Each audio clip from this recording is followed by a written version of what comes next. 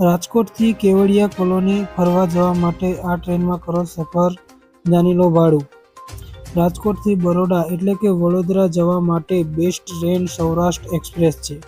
આ ટ્રેન દરરોજ રાજકોટમાંથી પસાર થાય છે.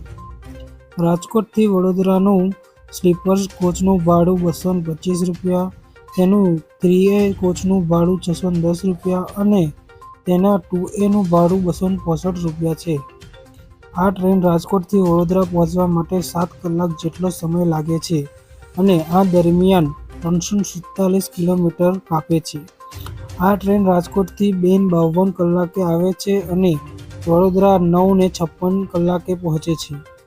વડોદરા પહોંચીને એકતાનગર પહોંચવા માટે ઘણી ટ્રેનો ઉપલબ્ધ છે, જેમાંથી એક છે જનશતાબ્દી એક્સપ્રેસ.